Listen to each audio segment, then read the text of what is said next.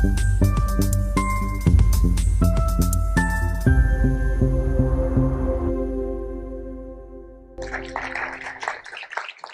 we talk about astrology, it's a myth. It's a myth that people feel that if you believe in a science which is stronger than you, then all your success and everything that you achieve in life will not be given credit to you, as if something supernormal or something more powerful than you is helping you out.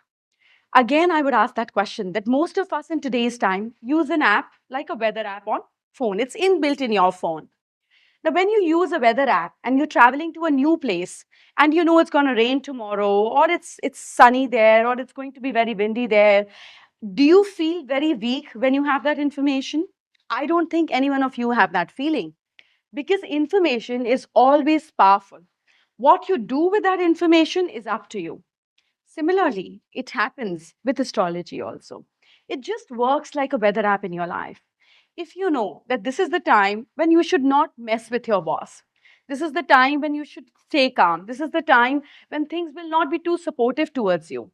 You don't have to fight back with the same emotion. You just have to understand and plan and strategically plan.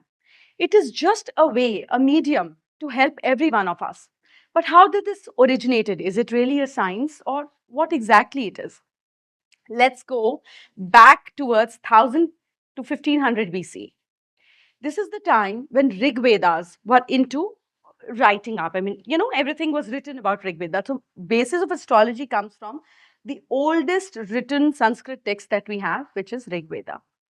In Rig Veda, it was mentioned everything about sun having its seven children, which means the planet, and then later on, everything else added up to it.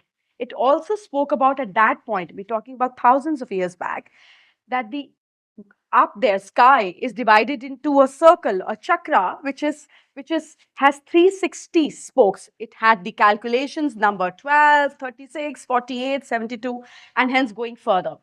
So this was the science that belonged to our Vedic culture, our rishis. Of course, a lot of people have, incidences to put in that it has a lot of culture brought in from Greek. It has a lot of things brought in during the time of Alexander visiting our country, rather invading our country.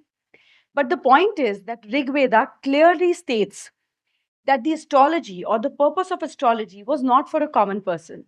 The purpose of astrology was about the greater good. It was about bringing everybody together. So, when you perform a puja, what is the correct timing for it? So, the calendar was the purpose of astrology, correct timing of everything, like in today's time also. When a marriage is happening, or when you, because of, cesarean and C section, today is still prevalent in our country, we want the perfect time for a childbirth. We want a perfect time for getting into a new house, for starting a business. We need a perfect time to starting anything new or auspicious in our time. That was the same purpose of astrology then, thousands of years back. It was about the complete goodness of the whole society. Now, I want you to observe a look at your left hand and a look at your right hand.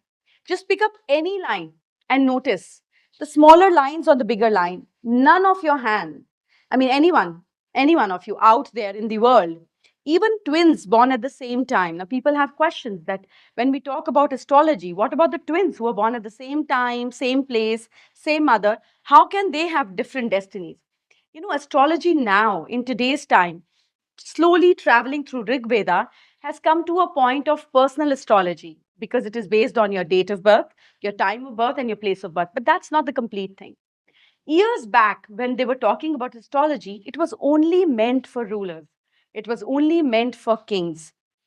The way your house should be, the placement of your temple, the timing of you going and commencing for a war, the time of planning a child, the time of having birth of a child was almost predestined and pre-noted and pre-declared.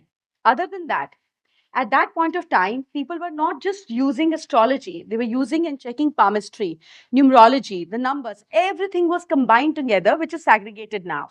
Now, if you have a look at your right and the left hand, you'll realize that your hand, your palm lines are very different on this hand and very different on this hand. Similarly, different for the twins also. What is it? Just because we cannot read, we cannot say it's not correct. Why is it that you have a certain mark or a certain sign here, but you don't have it on this hand? Now, when science develops, and so does our culture, the problem is that we don't know logics of it. We don't understand that why we have to do that and why we don't have to do that. Let me give you an example. When you meet a very traditional or an old astrologer of today's time, when they see a woman's hand for astrology, they'll see the left hand. What was the science behind it? The right hand is, or the right side of the body, is the masculine side of the body. It's called Pingla. Pingla means the solar energy. The left side of your body is the feminine energy, which is called Ida. That is why the concept of Ardhanareshwar came into being. It doesn't mean a god and a goddess combining. It means combination of your brain, your energies, left and right, the left breath and the right breath. So that is the whole beauty of our culture, that everything is weaved into stories. It is only for the seekers. It is only for the learners. But astrology was a science that was for the greater good. Agriculture, the sowing, the plowing, the time of harvesting, the celebration, everything bigger and greater good was determined by the astrologers as for calendars, the timings, and all of it. Slowly and gradually, when people had segregated powers, it came to the small rulers and hence the noblemen, and then eventually to everybody else. But that was not the purpose of astrology. It was a science to guide you. It wasn't a science to predict. Yes, it did predictions and amazingly correct predictions, but about weather, about eclipses, about things that affected the greater good. Slowly, as we grow, if a doctor is not doing correct diagnosis, we cannot say that the science or the hospital or the whole organization is not good. It's individual practice. Similarly, for this science as well. If people don't have great experience with one prediction or two prediction or three predictions, it doesn't mean the science is not correct. It only means that you're not meeting the correct person. Again, if you do what you're doing, you think the way you're thinking, and you keep taking the similar actions, your future is 100% predictable. If you change, your thought pattern changes, your action changes, the future also changes. It never talked about the most important or the most powerful house in astrology is the 10th house, which is the house of karma.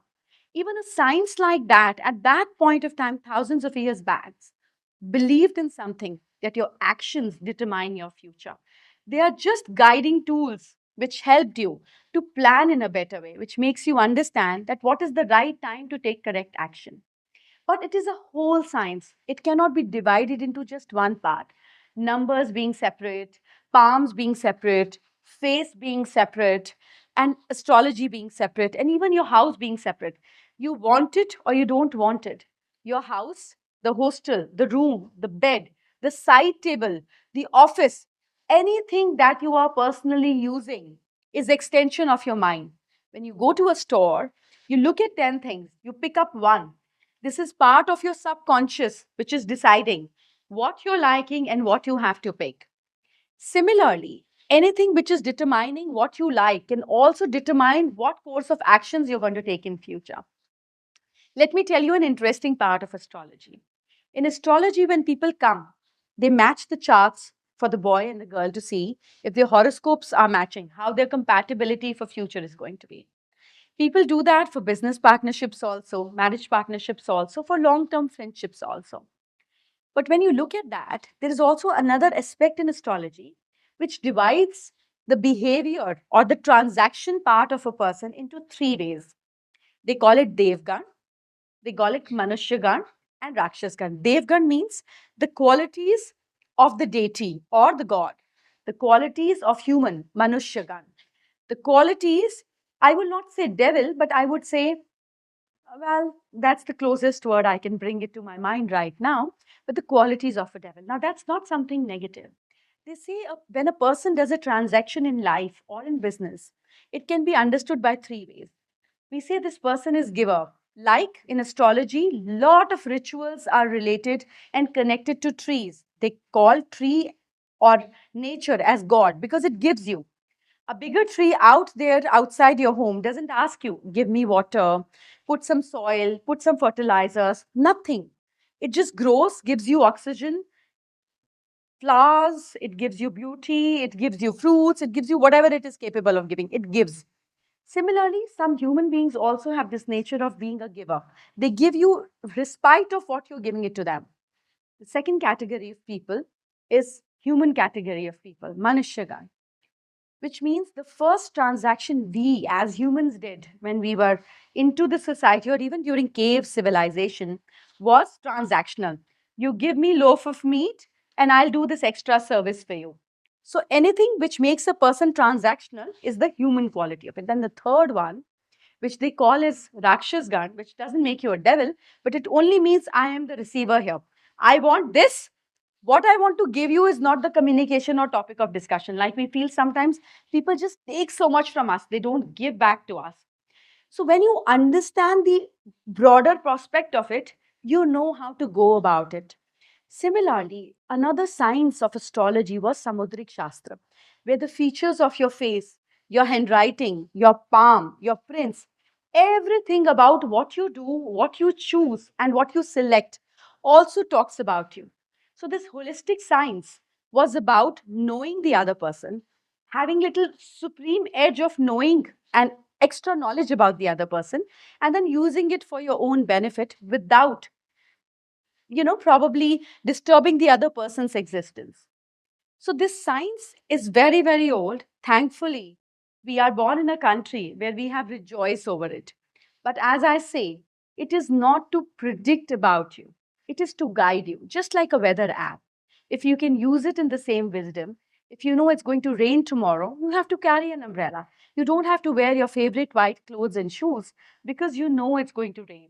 And if it doesn't, there's still no harm in being prepared because there is possibility of rain tomorrow. So the whole existence of this science was for greater good, to guide you in a better way, not to make you fearful or full of fear about anything so that you don't perform. It was to bring the best out of you. It was to bring more caution to you, not fear to you.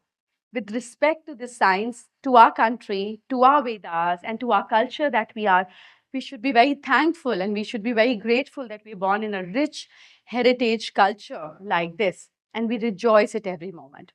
Thank you so much for being so patient, understanding, and knowing a bit about this science to begin with. Thank you.